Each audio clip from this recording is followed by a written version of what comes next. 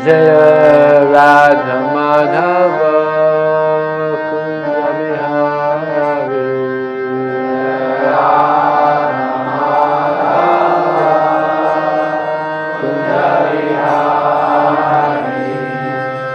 Gopi Jana Vallabha Girivardhari Gopi Jana Vallabha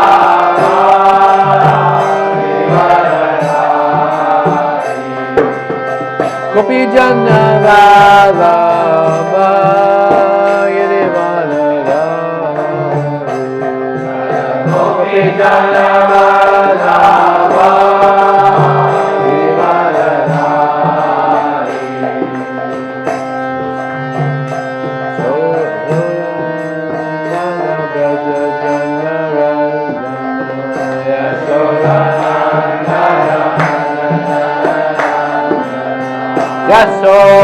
Yasodanandana Brajana Ranjana Yasodanandana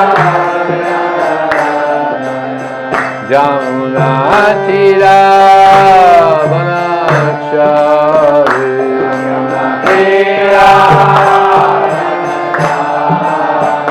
Jamuna Tira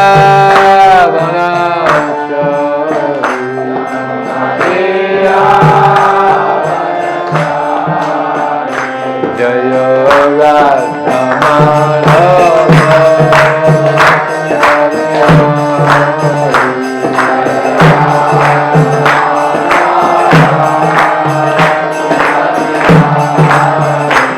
Jaya Radha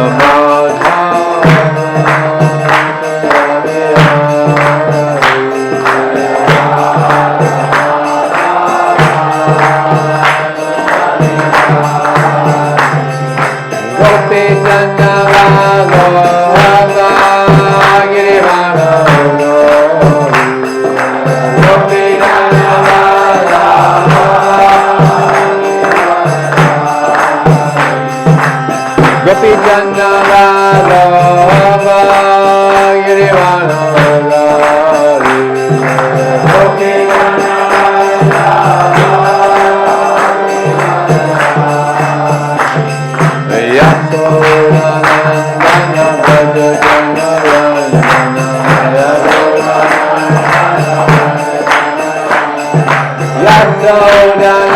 Yasodanandana Brajana Ranjana Yasodanandana Brajana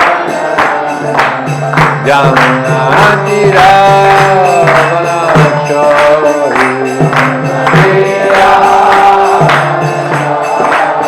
Jamuna Tira Vanachari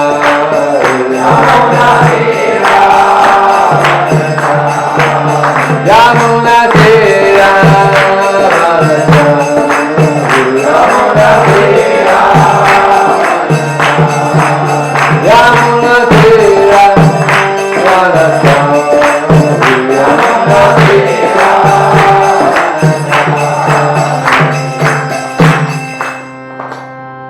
Hare Krishna. Why we're here? What's the goal of life? And I noticed that people in general, they weren't happy. I grew up in Los Angeles, where everyone wants to go. Not everyone, a lot of people. California, Hollywood, Disneyland.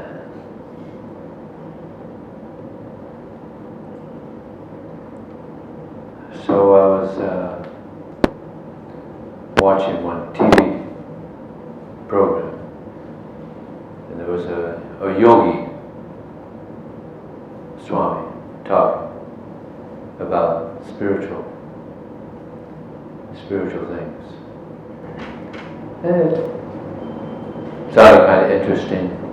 So I listened, and they gave information.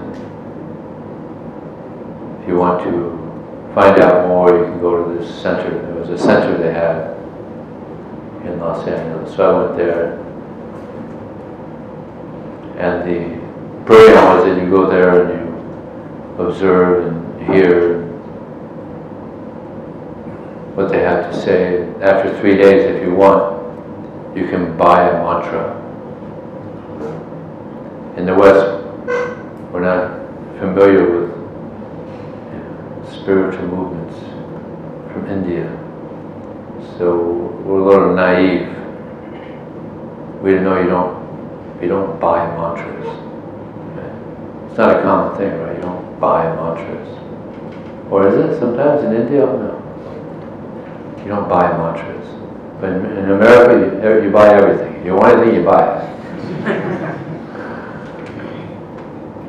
So I found it kind of interesting. All right, I'll buy my mantra. So I paid $120 for this mantra, secret mantra. So yes, it's 2 syllables, 2-syllable mantra. I'm going to tell you the secret.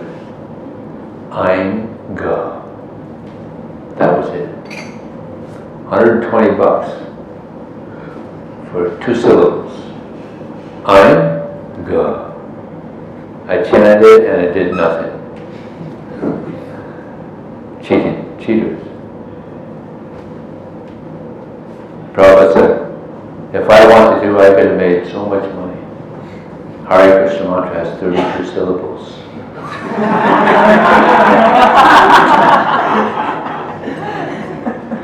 Could have made so much money. But Prabhupada said, I have not come here to cheat you, but I've come to give Krishna. So I was chanting this mantra. You do it twice a day, 15 minutes, morning and evening. So I was doing this, and it actually kind of helped me slow down. You know, Southern California kid, you know, and all the nonsense that the youth partake in, I was partaking in. Yeah, looks like more people are coming.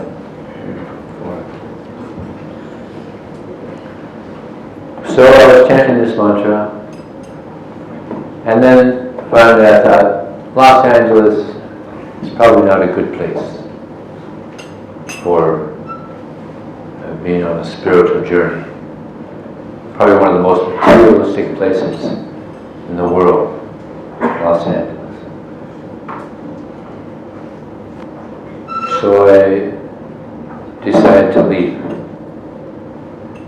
But the plan was, before I left, I was thinking it'd be nice to find like a paradise where people are like-minded on a spiritual journey.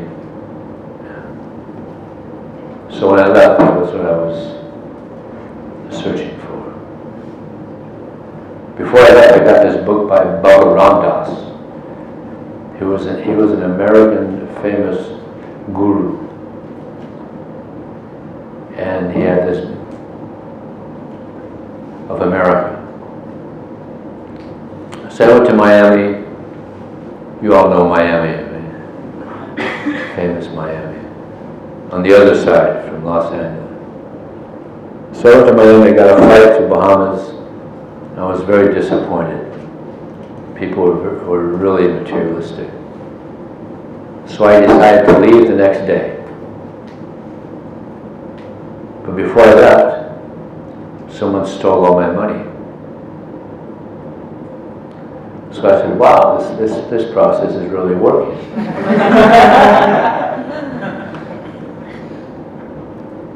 So I was forced into more detachment.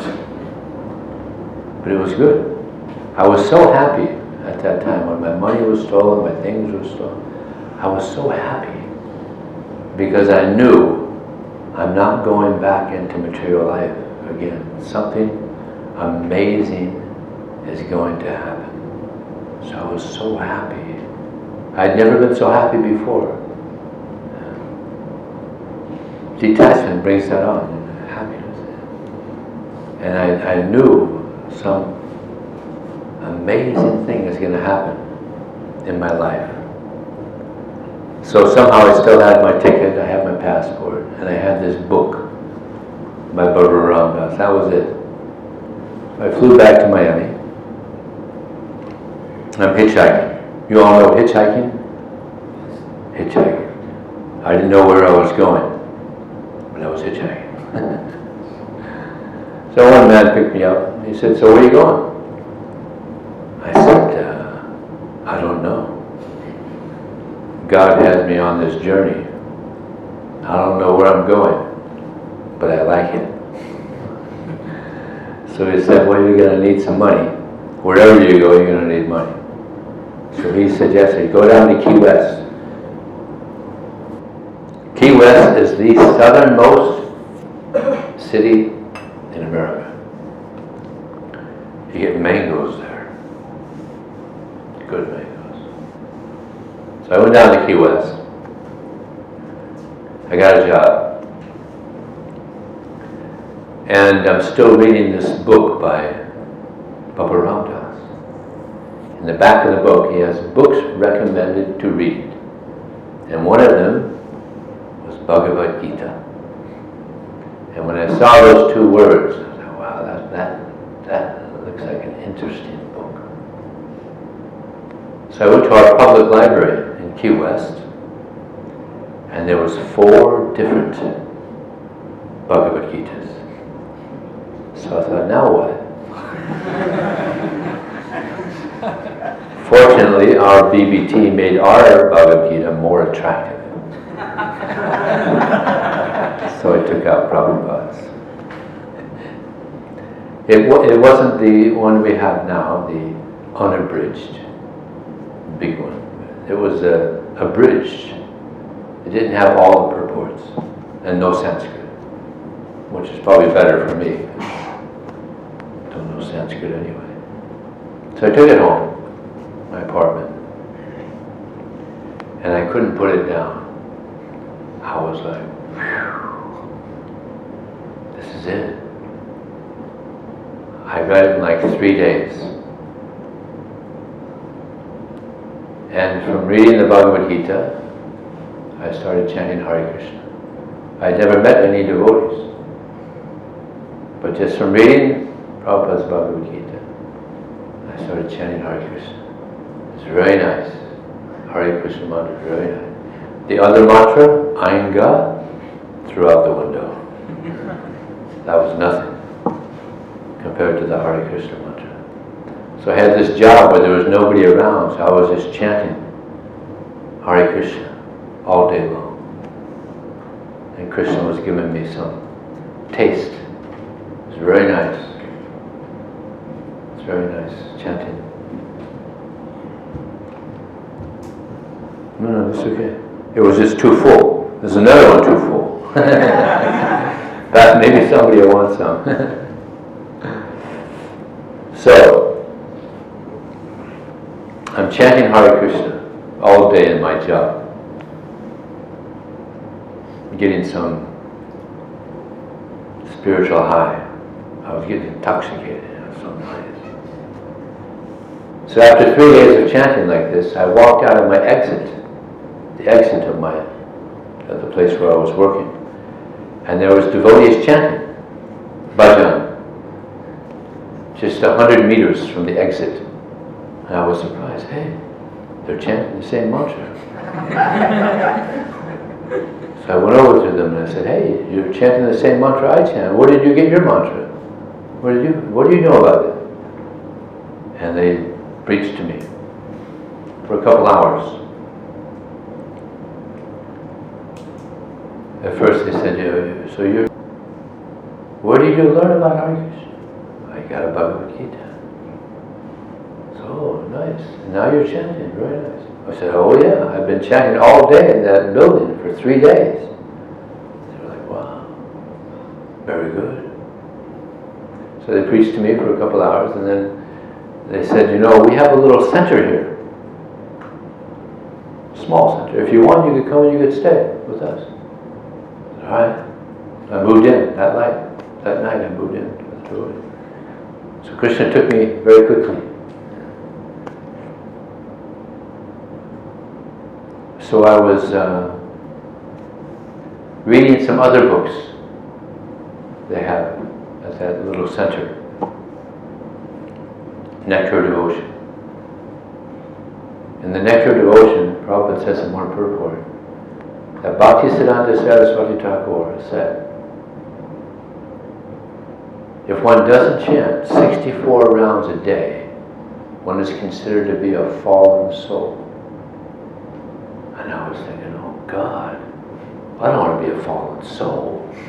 That doesn't sound good.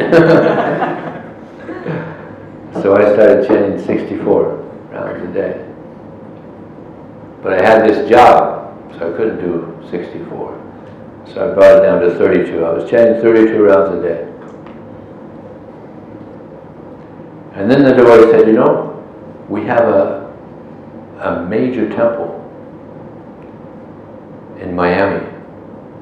And there you can get trained up. What they had there was just 2 or 3 devotees, just trying to keep something together. It wasn't really even an official preaching center. It was just some devotees that tried to put something together.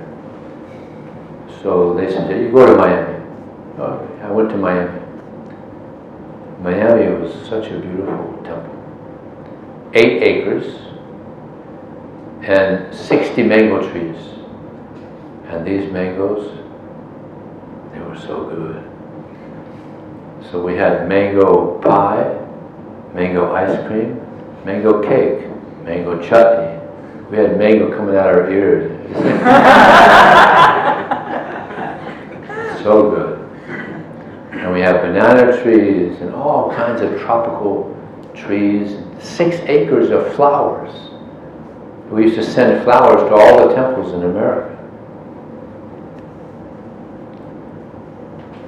So remember when I left Los Angeles, I was looking for paradise. That was paradise. There was peacocks and ducks. It was just so beautiful. There was chickies. You know what a chickie is? Chickie? Chickie is, probably, I'm not sure they have them in India. Well, it's just a roof. There's no sides. Just the roof. And the roof is just leaves. Just leaves or straw. Leaves and straw. Because Miami is tropical. We didn't need walls. Actually, there's some temples where they don't have walls. If you go to Bali, the temples, there's no wall. It's just a roof because it's tropical. It never gets cold. So these chickies, that's where the devotees would take prasada. So it was very nice. So my first service in ISKCON was picking flowers. That was my first, and washing Krishna's pots also. I was introduced to Krishna's pots. And then after 2 months they asked me, are you bold? I said, well, yeah, I can be pretty bold. I guess that was the prerequisite for being a book distributor. Gotta be bold. Anybody here bold? So they put me on book distribution. And we used to go to the streetlights. And there was other groups also at the streetlights selling things. So it was very difficult. Very difficult. I was experiencing the austerity of practicing Krishna consciousness. So it was so difficult, I decided to learn a verse that might help me.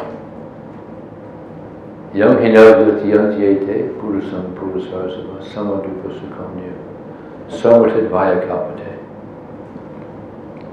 First verse I ever learned was for book distribution.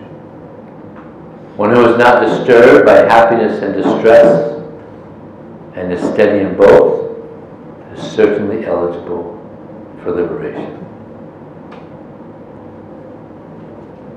So we have to be steady in happiness and distress.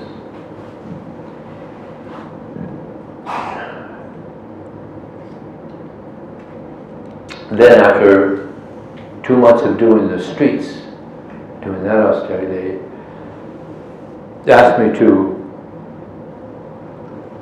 go to the airport. So I distribute books in the airport, which is much nicer. Because now we're meeting, people, talking to them in the street lights. It was very quick. In the car, excuse me, open your window. But now you're in the airport, talking to people, explaining the philosophy, doctors, engineers, all different types of people. So it was a nice change. So I did that for 16 years. Did a lot of books in the airport. And Bhaktisiddhanta Saraswati Thakur, he called book distribution the Brihat Mridanga. Brihat Mridanga. Brihat means the big Mridanga. It's like this Mridanga we have here in the temple, or this one right here. If you're a good player, you can play it maybe, someone can hear it maybe 2 blocks away, if someone's a good drummer. But with Prabhupada's books, people get a book. So many people got books from me in Los Angeles, in Miami, and they became devotees. In Australia, in Norway, in other parts of Europe. So many people I met that got books from me and became a devotee 10,000 miles away. So it's a very appropriate thing to call in this modern age, Brihat Mridanga, the big Mridanga. I just recently wrote a book called The Treasures of the Brihat Mridanga. It's filled with many nice stories about book distribution and realizations of many devotees from around the world about book distribution. So you're going to get that soon, because the devotees here at the BBT, they said they're going to translate it into Hindi. Of course, you all read English anyway, but I think you'll find it interesting. It gives you some inspiration for book distribution, because this is actually what is most needed in society. Is absolute knowledge, not this relative theoretical knowledge. It's like now throughout the world in universities, you all learn about the Big Bang, right? Big Bang theory, right? Everybody has to learn. It's just a theory, but you have to learn it. So we're not interested in just theories, but we're interested in what is absolute knowledge. So the Bhagavad Gita gives absolute knowledge, not perhaps or maybe. These are 2 words that are commonly used by our modern scientists. Right? Perhaps, maybe.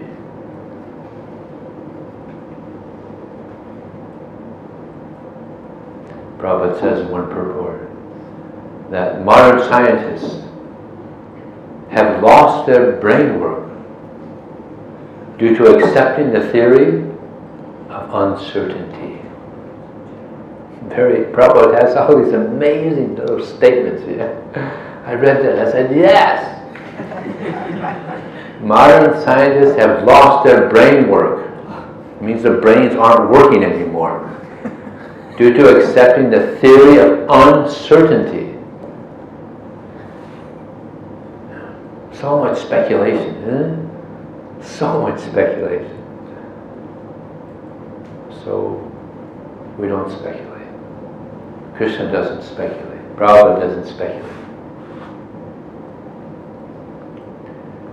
And they won't teach you. You can't learn about the soul. You can't learn about God. Although one of the greatest philosophers, Western philosophers in history, Socrates, who had firm understanding. He was a self-realized soul. He was convinced that he was a soul, and he would teach it to his students in Athens. And the elders there, they didn't like that. So they told him, you have to stop this, because it's not in line with what our beliefs, or what we're teaching. You have to stop. So he said, I'm not going to stop. Well, then we're going to kill you. You do as you like, but I'm not going to stop. He had such conviction, such integrity, that even he was willing to die for his firm understanding that he was a soul within. And they killed him. Before he passed away, though, before they gave him this poison, hemlock, they asked him, so, do you want to be buried, or do you want to be burned? What do you want? You know what he said? You'll have to catch me. You'll have to catch me. Because he knew, you can't burn me, you can't bury me. I'm a spiritual being. Pretty amazing. I mean, that's realization. He knew, I'm going somewhere else. But even though he's such a respected personality in the Western world, and here also, Socrates. You all heard of Socrates, right? Yeah. Still, nothing is taught about the soul. Why? It's not empirical. It's not empirical. There's no evidence. You can't see it. But there's so many things that we know exist that no one has ever seen. There's no empirical evidence. For instance, has anybody in here ever seen a thought? Huh? Anybody? Thoughts? But we all have thoughts. There's no empirical evidence. How about air? There's air here. We all are experiencing air. It exists, right? Can't see it. Time. No one can see time. No empirical evidence. So many things we know exist. Can't see it. So the soul exists also. Just because we can't see it doesn't mean it doesn't exist. Or God.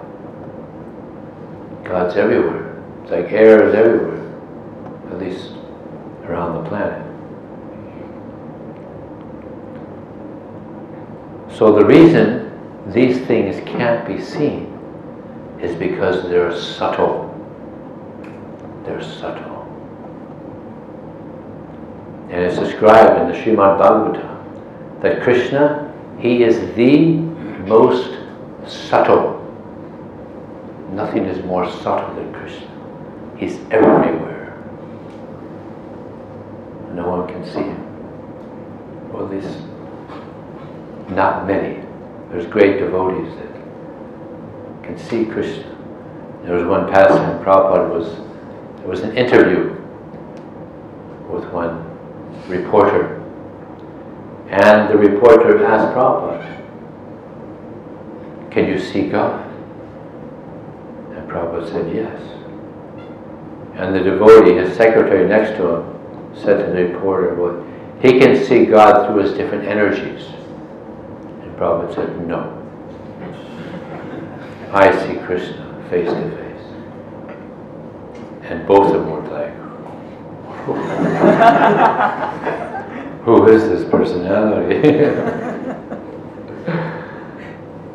So some can see Krishna face to face. There's another pastime in Prabhupada. One devotee was at Prabhupada's room. Prabhupada was in his room doing some writing or something. And there would always be a devotee at Prabhupada's door, just in case somebody tried to come in and interrupt. So this devotee, he heard some shuffling going on in the room. So there's one of these doors where you could see through the keyhole. So he's peeking, and he's seeing Prabhupada. He's moving around on the floor. Well, very unusual.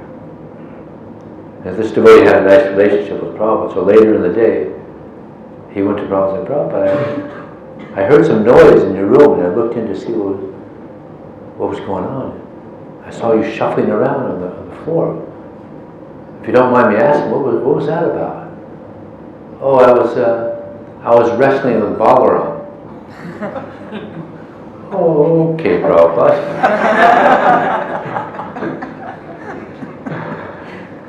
So not only did you see God, this pretty much tells us where Prabhupada's relationship is. Cavalry boy, wrestling with Balaram. I don't know who won, but Balaram's pretty strong. So yeah, some people can see God. So many great personalities can see God. But to see God, one has to be pure. And that's what this process is about. And actually it's normal for us to see Krishna. He's our Father. Isn't it natural for us to be able to see our Father? It's natural. So now we're in an unnatural state of existence. So we're just trying to become normal again. Most living entities, they see God, they interact with God. The spiritual world, they all interact with Krishna. And most of us, most of the living entities, are in the spiritual world, not in this world. We're the ones that made a little mistake in trying to imitate and be Krishna. So we're just trying to come back to normal again.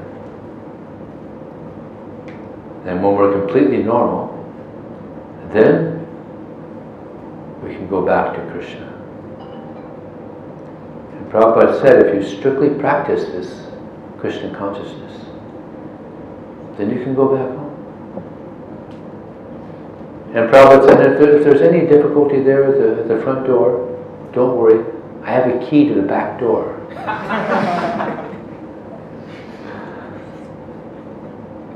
So, it's a great opportunity for us to become satisfied again. This is real satisfaction, is service to Krishna. Service to this body, service to this mind, this is not going to bring happiness. Even before meeting the devotee, I understood this. There's no real happiness in this world. It's flickering, it's here and gone. But real happiness is the happiness of the soul, this connection with Krishna. So I was asked to also say something about my personal experience on book distribution.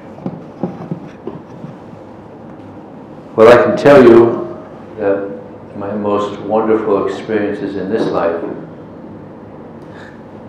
have been on book distribution. It's an ecstatic activity where you're forced to take shelter of Krishna. No, you can't take it.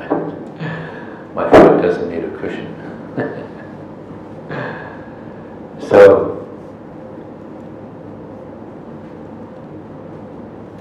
I was distributing once in the Miami airport, and you meet all kinds of people, and there's so many experiences. There was one person who said, if you're living a life which is not filled with adventure, then you're living a life not worth living. Kind of makes sense, it's nice to have a life that's filled with adventure, rather than just, so many millions and millions of people, they're just sitting behind a computer in some cubicle. Their whole life, 8 hours a day. I mean, how boring, right? Just got a computer in your face, and you're stuck in this cubicle. I mean, what kind of what a dry life, huh? God. Book distribution, it's such an adventure. So I was distributing books, and I approached this family, husband, wife, and a little girl, maybe 8 years old. And I was showing the book, and the lady, she wanted the book. So she told her husband, give him a donation, I want to read this. He said, nah, you're not going to read it, come on, let's go. No, I want to read the book, give him a donation. No, come on, it's just going to sit on the bookshelf, come on, let's go. No, I want to read the book, come on, give him a donation. Let's go. So she got upset, she just stormed away, walked away. And the little girl, the man standing there, the little girl looks at her father and says, Daddy, I hate you. I mean, imagine that, your cute little daughter telling you that. So then he reached into his pocket, pulled out $10, and gave it to me. And then the little girl grabbed the book and went running down the aisle. Mommy, Mommy, I got the book! I got the book! I got the book! So she got the book. I hope that didn't turn out to be a divorce or anything.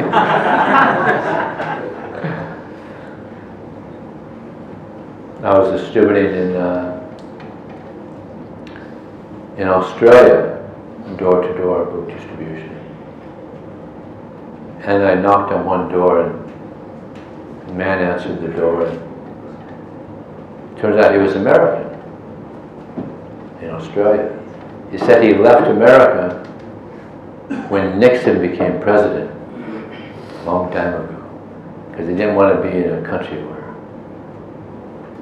such a low-class person was president. So I showed him the Bhagavad Gita, and he said, no, I'm not interested. I worship Satan. You know Satan? I said, well, this book is about God. So you should learn about your enemy. He said, all right, good point. All right, I'll take one. So he gave nice donation. He had $20. Hopefully he learns that actually Krishna is his best friend and Satan is his enemy. Another time I was distributing books right near the temple in Brisbane, Australia. Just right across the street. Sometimes devotees, they go all over the city, and finding places to distribute books, but they don't go right next door. So this lady had been living near the temple there for 15 years. No one went to her door. So she's a professor at the university, and she had heard the Bhagavad Gita, and she wanted to read it, and she gave a nice donation. Took the Bhagavad Gita. So probably right around here, there's probably some nice places to do book distribution.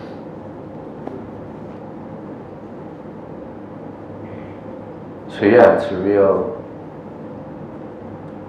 a real adventure. And what are these books teaching people about? They're teaching people about reality. We're spiritual beings on a material journey. And this life is just one short chapter of our eternal existence. It's like, imagine if there's a string that just goes infinitely.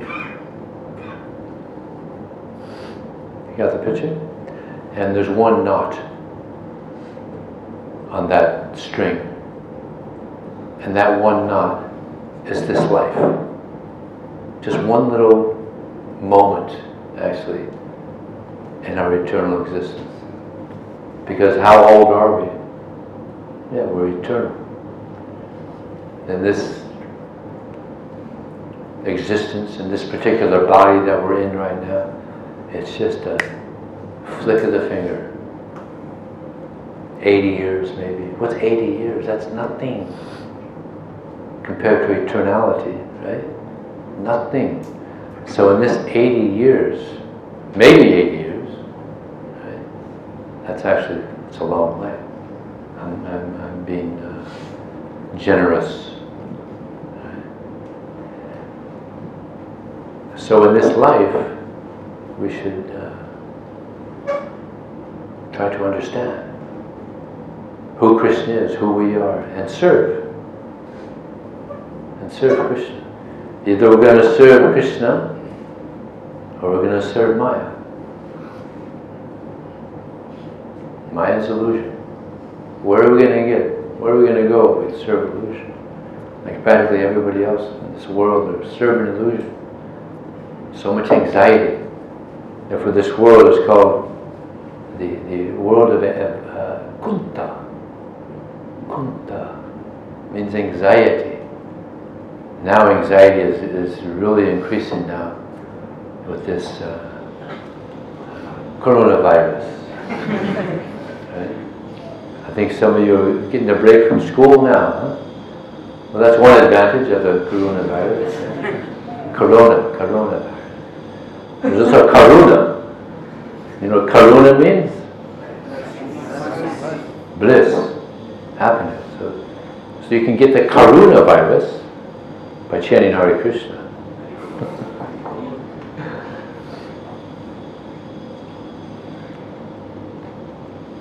So yeah, this material world,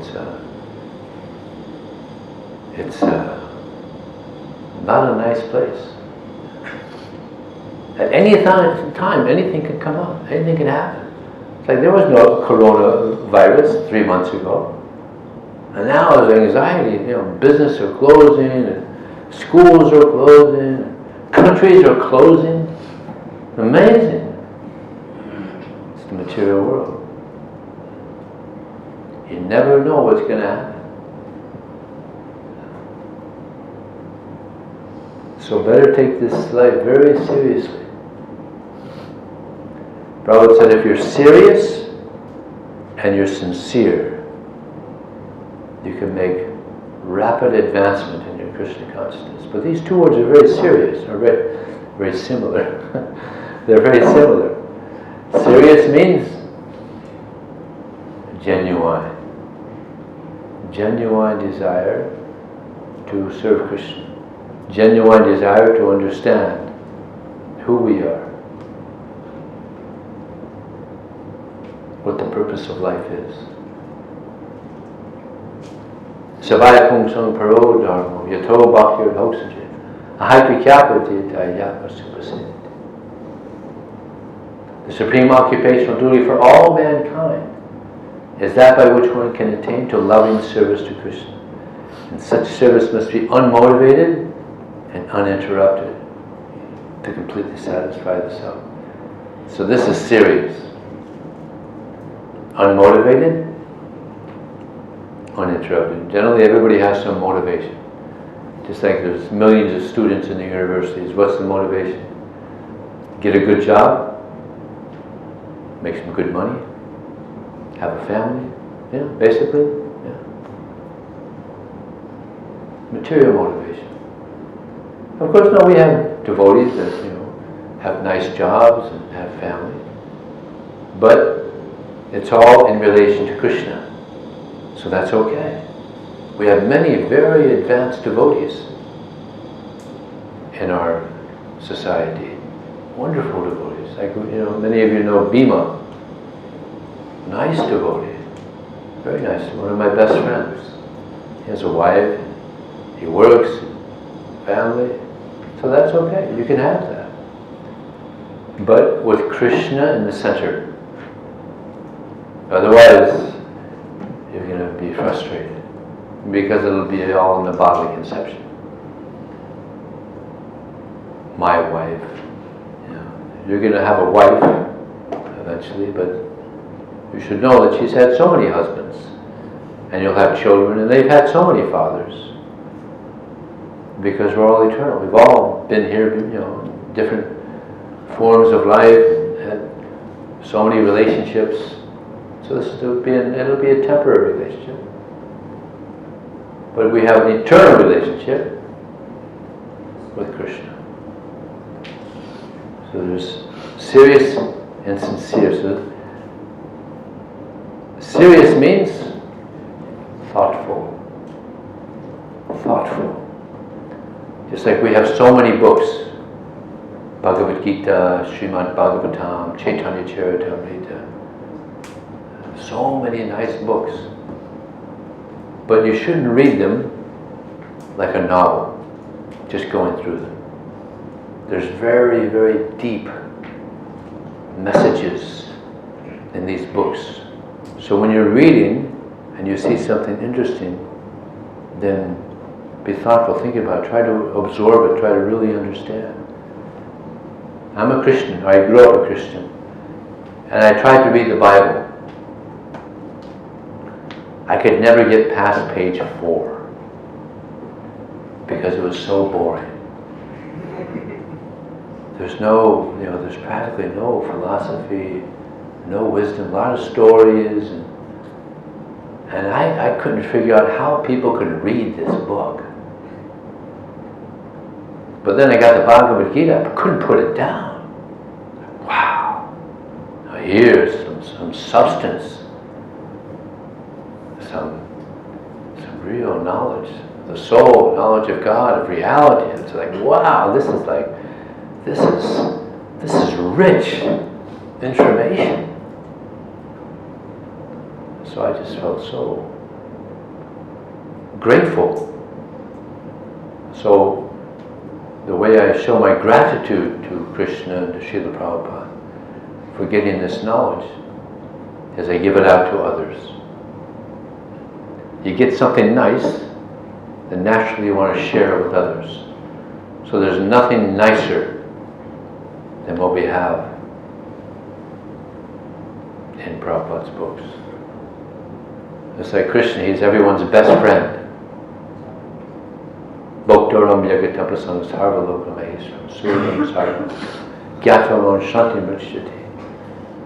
And anybody who knows me, Krishna says, as the supreme enjoyer of all sacrifices, the proprietor of everything, and the friend of all living entities,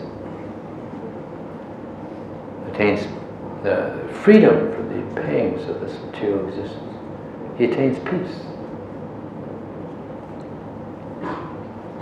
So when we go out and we give this knowledge to others, we're giving them an opportunity to have a relationship again with their best friend. And because you're giving this knowledge out to them, you're also a good friend.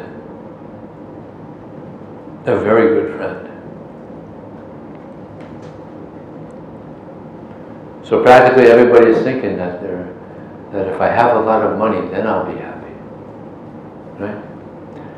But when I speak to students, I tell them, can you think of anything that's very valuable that money can't buy? I'll ask you all the same thing. What is something that is very valuable that money can't buy? Happiness. Everybody wants happiness. And people think, if I have a lot of money, I'll be happy. Right? Because with money, you get things. You can get anything you want. Right? But things also don't bring happiness. So there's this humongous illusion that if I have things, if I have a nice Mercedes car, an Audi car, BMW car,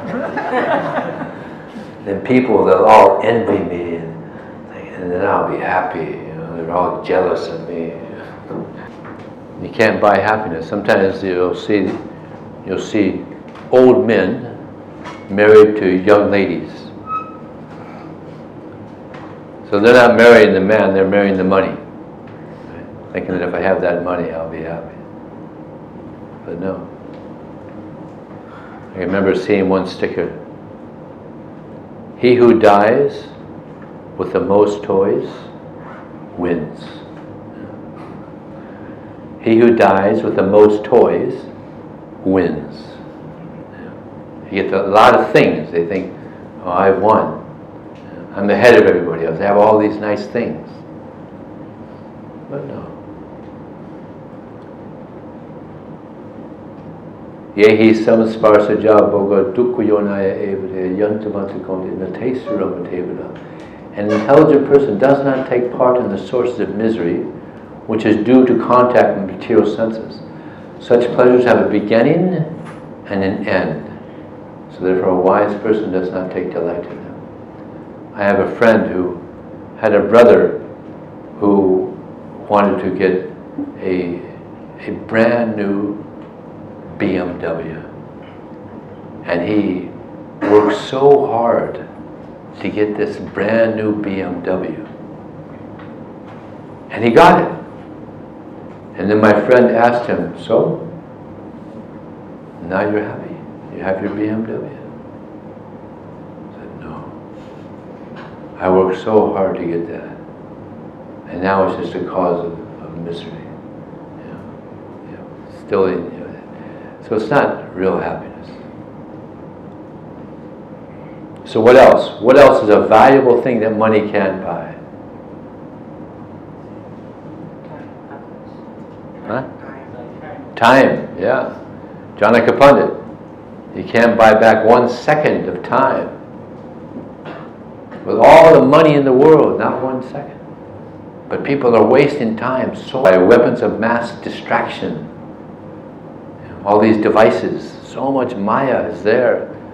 You know, people are walking down the street and they, just got their face in their devices.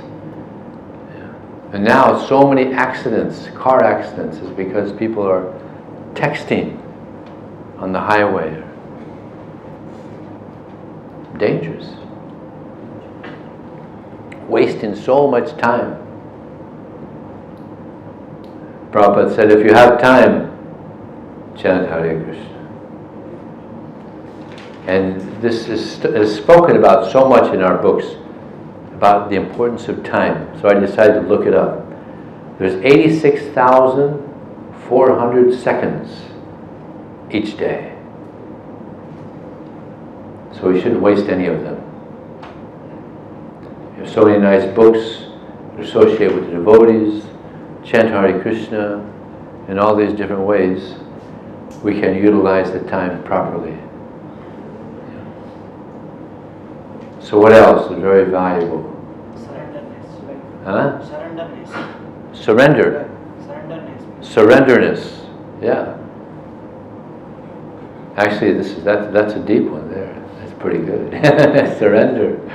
You can't buy surrender. And that's what we want to surrender to Krishna. Yeah, and surrender means that we're trying to attain love for Krishna. So love also.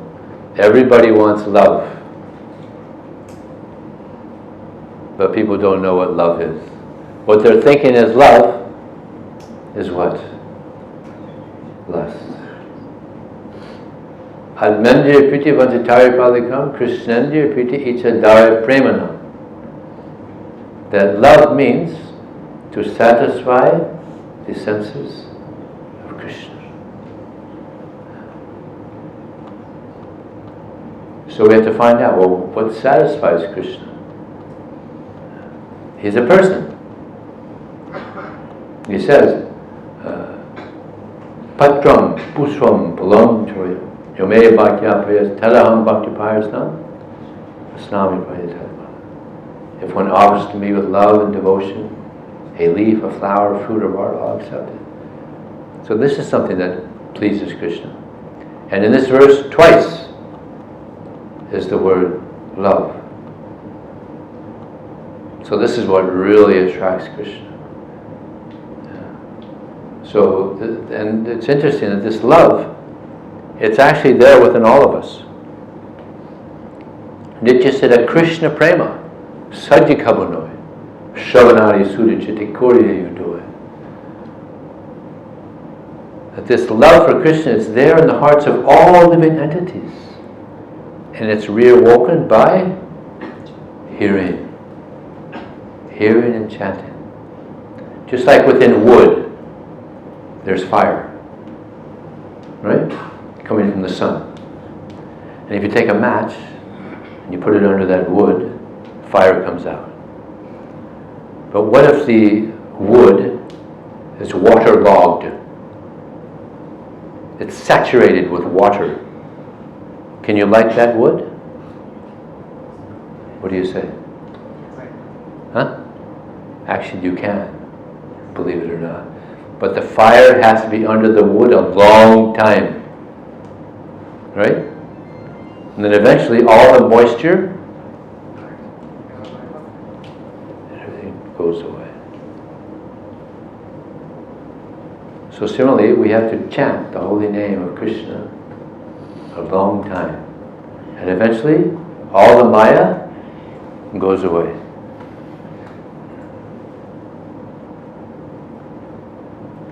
We've been in the material world a long time. How long? Huh? Time immemorial. Time immemorial. Long time. Long time we've been in this material world. So now, let's try to utilize this one life in the service of Krishna. And Prabhupada said, you chant 16 rounds a day, you follow the 4 regular principles, I guarantee you, you go back home. So Prabhupada makes a guarantee, Krishna holds it. But of course we have to chant attentively. You know, there's 10 offenses, so this is one that devotees commonly commit, is this 10th offense. So we have to hear very attentively. Don't chant japa with your phone next to you. Don't do that. Because it'll be a distraction. It'll go off, or you'll get a text or something. If your phone is next to you, airplane mode it. Airplane mode. I think the most inattentive japa I ever saw was one devotee. He was playing football. Chanting. Kind of hard to be attentive on that one. Another time I saw a devotee, he was watching a movie, chanting. I said, Prabhu, come on, you can't chant japa watching a movie, come on. He said, Vijay, this is the only way I could chant my japa. In other words, there's no taste. No taste. So we should pray for a taste for the holy name. Man proposes, God disposes. So we should pray for this taste for the holy name. So one sign that you're serious about chanting is either you're chanting with devotees or you're in your room and you're just focused. You're just focused on the chanting. You know, Bhaktivinoda Thakur, he would chant japa with a mantra in front of him. And he would kind of like read the mantra, just where he could focus. So I heard that, so that's the way I chant. I have the mantra in front of me. I had pictures of Krishna next to the mantra, so this helps me to focus. It's not easy to focus in Kali Yuga. Our minds are just all over the place. Chancham he mana Krishna pramati balavadudam tasyaham nigraham mane vairevich duskara. The mind is flickering, it's going here and there. Any of you have that experience? Yeah.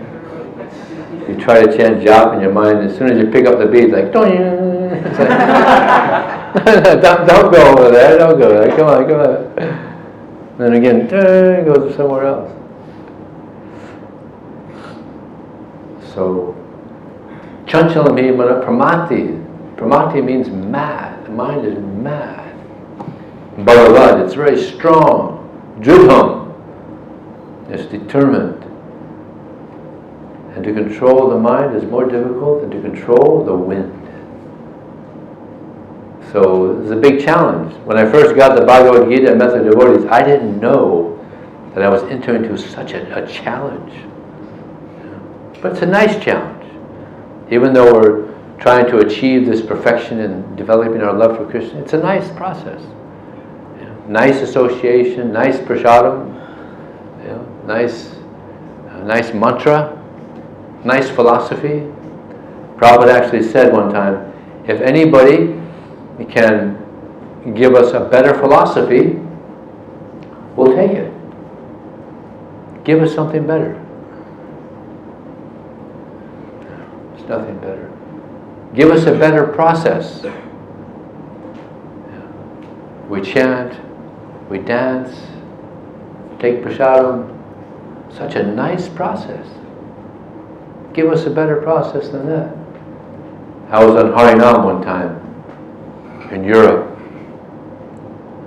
and a lady came up to me and she said, you know, you Hare Krishnas, you're the happiest people in the world. And I was thinking, wow, that's nice. I joined the right movement. We're the only people in the world that go out to the public and sing and dance. Such a nice process. We wake up in the morning and we go to Mangalartik. 4:30 in the morning. We're singing and dancing. We're the only people in the world that are up at 4:30 in the morning singing and dancing. Actually, there are some other people, but those are the people who are at the bars. Just the end of their night. But we're the only ones that are sober and we're singing and dancing. Those guys are not sober. So, it's a nice process. And it gets nicer. It gets nicer. The nature of spiritual happiness is it's always increasing. And why is that? Because of selfless service to Krishna and Krishna's devotees. This is why the happiness is always increasing. But selfish service to our mind and body and material nature, it's always decreasing.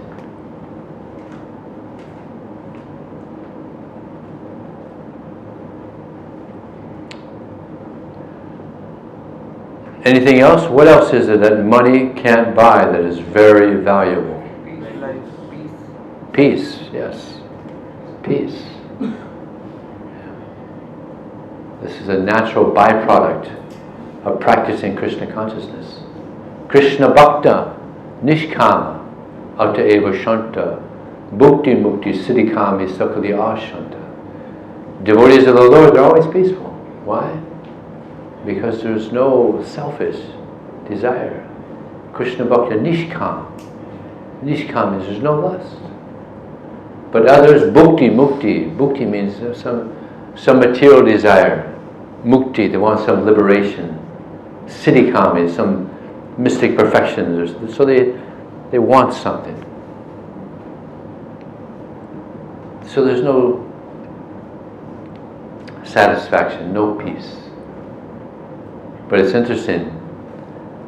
Devotees are naturally peaceful. But at the same time, they want to please Krishna. So sometimes in our desire to please Krishna, there has to be some anxiety, just like book distribution. Book distribution, we're going out and we're trying to convince people to take a book and give a donation, to give their hard-earned money. So it's not easy. It can be a source of anxiety. And sometimes devotees, they give up book distribution because there's too much anxiety. So I'll tell you a couple of interesting stories. There was a sankirtan leader who went to Prabhupada and said, Prabhupada, the book distributors, some of the book distributors, they're feeling there's too much anxiety. Trying to convince them to take a book and give a donation. They never heard of the book. And Prabhupada said, no. This is Krishna anxiety. So this is good. And he said, just like Mother Yasoda, she's in anxiety. Krishna's going out to the forest. She wants to feed him. What's going to happen to him out there in the forest? And he said the gopis see Krishna also going out to the forest, barefoot on the ground, and they're thinking that our breasts are too hard for Krishna's feet, and they're going out to the forest. Krishna's going out to the forest, and there's rocks and thorns, and Prabhupada said that the gopis are in such anxiety upon seeing that they faint.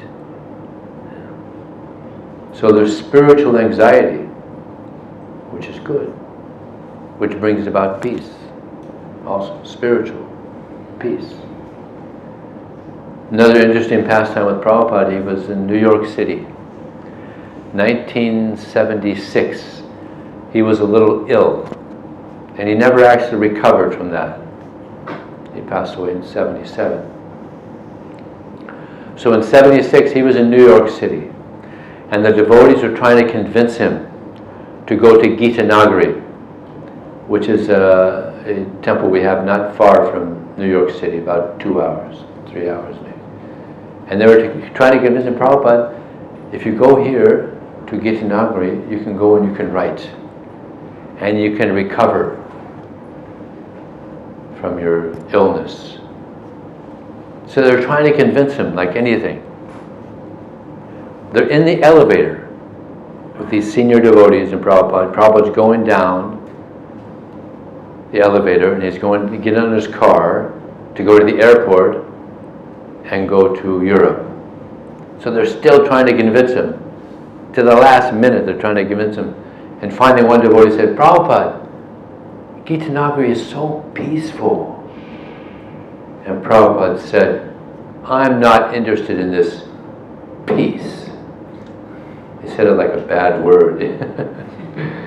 But I want the privilege to be able to fight like Arjuna on the battlefield of Kurukshetra. That's Prabhupada. Srila Prabhupada ki jai. So he was a great spiritual warrior. And why did he do all that? For us. And now there's millions of devotees all over the world chanting Hare Krishna, dancing, taking prasada. So this is the result of our glorious leader, Srila Prabhupada. So is there any question or comment? Yes, Prabhu. Prabhuji, when you used to distribute the books, like when I went to distribute the books, I got questions like people ask me, why you do this? You have studied so much. These are not the right thing you are doing. Okay, so the question is when we're distributing books, what should we say to the people? For instance, sometimes they challenge us. Why are you doing this? This is not good that you're doing this. So we have to read Prabhupada's books also. If we go out and distributing books and we haven't read, then when we're challenged, we won't know what to say. So with this particular Prabhu here, he's saying, they say, well, oh, this is not good. Then you could say to them, well, what do you think is good? You challenge them, what do you think is good?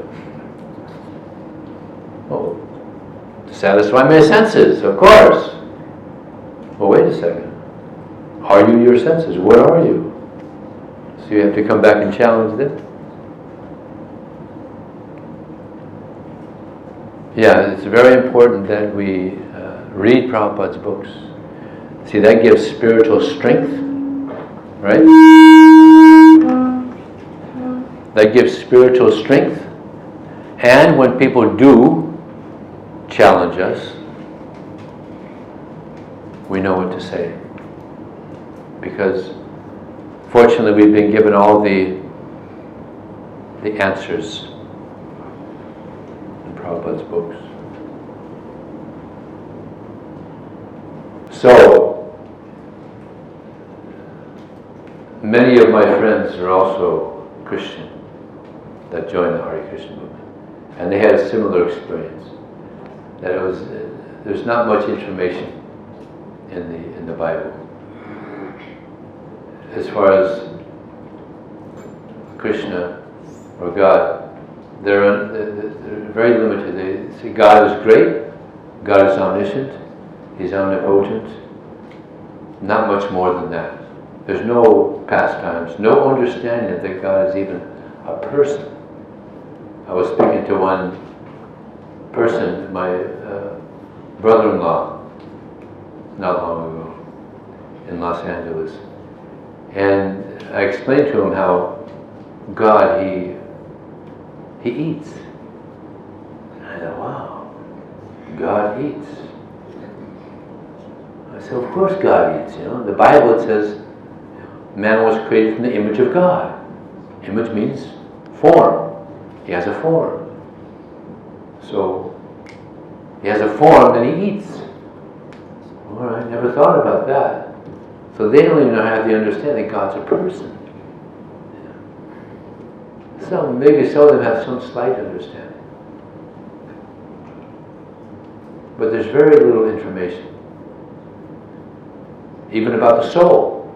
There's one statement that I know of in the Bible where Jesus said that, what profiteth a man if he gain the whole world but lose the eternal soul? That's about the only thing that I know of. I read the New Testament. New Testament was easy to read. Jesus, about Jesus, that was nice. Easy to read. But the Old Testament, very difficult. And again, very little information about God, about the soul. A lot of war in the Old Testament. Okay.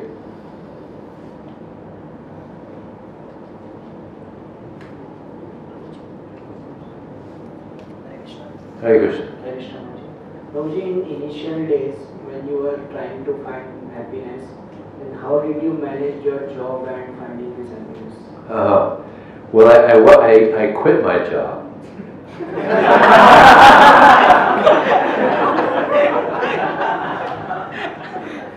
No, we don't recommend this abruptly. Go through your leaders here and figure out what's the best thing for you. But I'm happy I did, because our real work is getting purified and serving Krishna. Service to Krishna is our most important activity. Okay.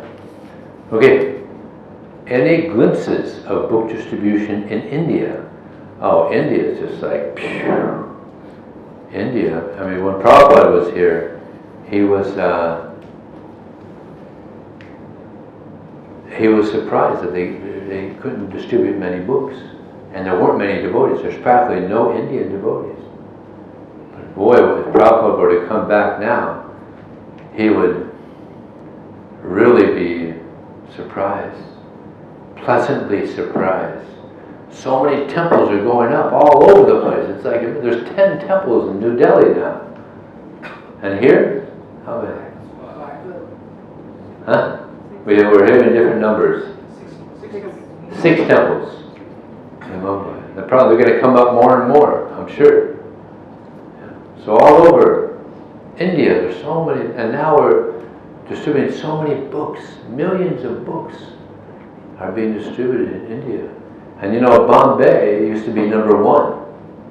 Back in the 80s, back in the 90s, early 2000s. Everybody says Bombay now, or Mumbai?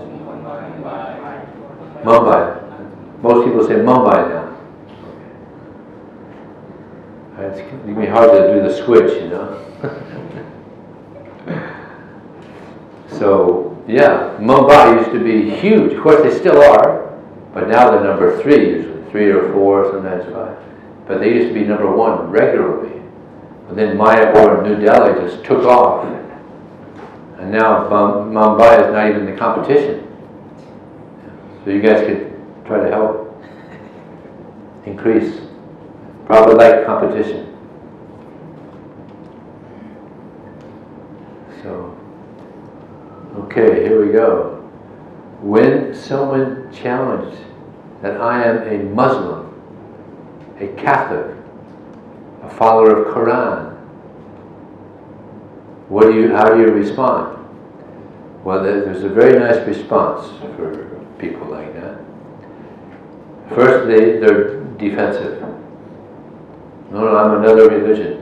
They become defensive. So you tell them, no, we're not trying to change your belief. So you bring down the defense and make something positive. But there's always more to learn. I'm not trying to change your belief. I tell them, I've read Quran, I've read Bible. But there's always more to learn, right?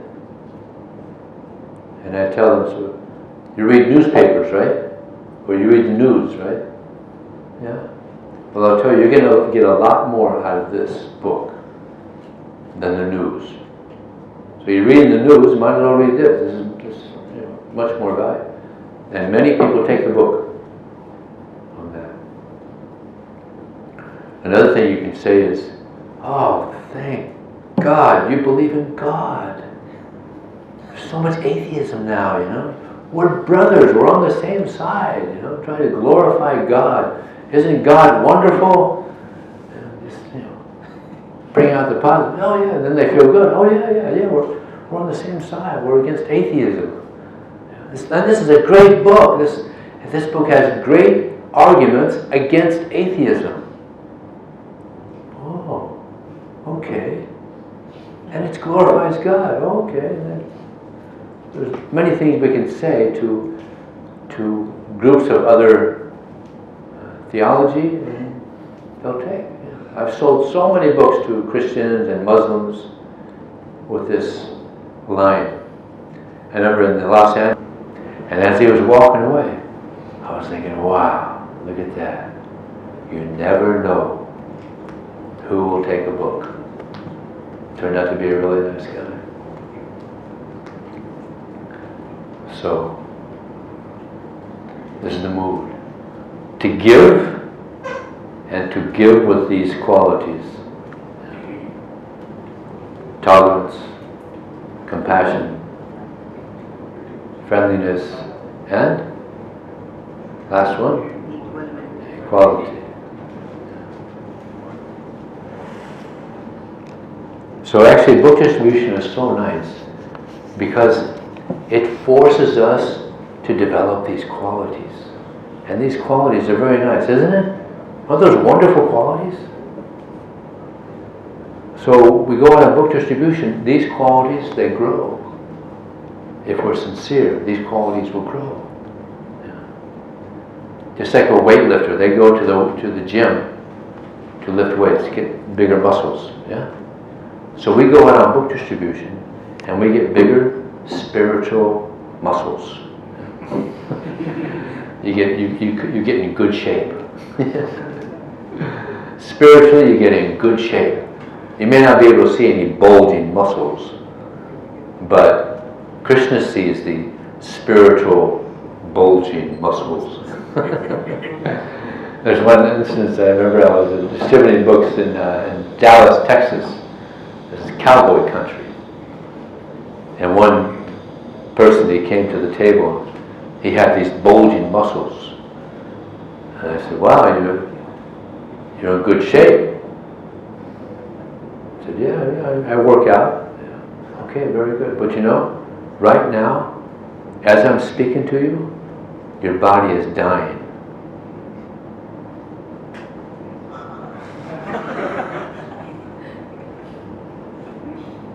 I said, yeah, this body is dying.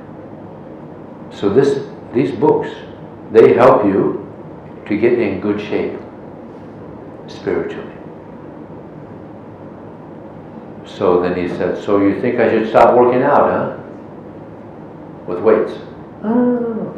Continue. Very good. I also work out. I go on walks and I do yoga. And we have to take care of the body. But more important than the body, which is going to die, is the soul. You're not going to die. I gave him the story Prabhupada gives. It's a nice story to tell on book distribution. The rich lady, she has a bird. She gets a bird cage for the bird. She's a wealthy lady. She gets a very expensive bird cage, a golden bird cage. It has jewels in the cage. She takes it home. She puts the bird in the cage. But she's so enamored with the cage, she forgets about the bird. What happens to the bird? The bird dies. So I told him that example. He said, I like that. It's a good example. Yeah, the body is the cage. I'm inside. I'm going to continue. I like that. It's good. I like that. I'll take your book. So we have such nice philosophy. We can present the philosophy to them. I tell them this. The students really like this when you tell them this about the money. What is very valuable that money can't buy? People don't think about that. The most valuable things money can't buy. It stops them. Nobody says that. Isn't it? Nobody says that. Isn't it? Only devotees say it like that. So we have nice things that we can say that can convince people to take a book. And when you're reading Prabhupada's books and you see something that may be, useful on book distribution, note it. Note that. And use it when you're on book distribution. It's nice. Right, Krishna, you told about Krishna being in the center while working, but I get engrossed in work that I can't really focus. That the work is for Krishna, but focus on success of the task, how to keep focus on service to Krishna, rather than achievement, success. Well, there's an interesting pastime with Prabhupada and Tamal Krishna Maharaj. Tamal Krishna Maharaj, he was managing so much. He was a GBC of India, Prabhupada's GBC. And he was managing so much. He said, Prabhupada, I can't even meditate. I can't even chant attentive japa. So what did Prabhupada say? Arjuna wasn't chanting his 16 rounds on the battlefield of Kurukshetra. So focus on your service, but that you're doing it for Krishna. Somehow that has to be the focus. You can focus on the task. You can't be spaced out. You got to do your task, but you're also an inner understanding that this is for Krishna. It's an inner understanding in your heart that this is for Krishna. In your mind, you got to focus, on the task, but in heart, this is for Krishna. Okay? Sound good? Okay. This is the last one. What is your suggestion on agnostic and liberal class of people who think religion and spiritual practice is a waste of time and only excuse to leave the competition for success. All right. When I meet, you might find this interesting. When I meet atheists, I tell them, actually, if you're intelligent, you're not an atheist. Oh yeah, why? Tell me. I tell them, well, you know, there's billions of things you don't know. You agree? Yeah, okay. Me too. I admit also, billions of things I don't know. So then I tell them, you know, one of the things you don't know is whether there's a God or not. You don't know. You just admitted there's billions of things you don't know. One of them is whether there's a God. Because see, God is not material. You're only used to material things. You can see. But God's not material. So you don't know. So much you don't know. And that's one of them. So if you're intelligent, you're not an atheist, you're an agnostic. You don't know. So better be humble, don't be so arrogant, and just admit it. I don't know. Be honest. But sometimes they're so proud of being an atheist. No, I'm an atheist, you know. I'm a self-made man. Their pride, you know, I'm an atheist. No, I'm not into all your, you know, just being like puppets in the hands of God, you know. No, I'm independent. Right? I'm independent. I don't need that crutch, that God crutch. Right? I use that a lot, right? Oh yeah? How independent are you? There's so many things you have to do. Don't go to school. Don't get your degree. Don't go to work. So many things we have to do. Don't stop at the stoplight. Actually here, nobody stops at the stoplight. It's shocking to me. I was just driving yesterday on the streets, and I was amazed. You know, nobody stops. Everybody's just going like, just moving around. It's amazing, yeah. But there's so many things we have to do. Nobody's independent. Stop going to the bathroom. You're independent, all right? Don't go to the bathroom anymore. All right. You'll die. Right? So we have to do so many things. We're not independent, like they say. So those are some ideas. Okay. Thank you very much. Srila Prabhupada ki jai.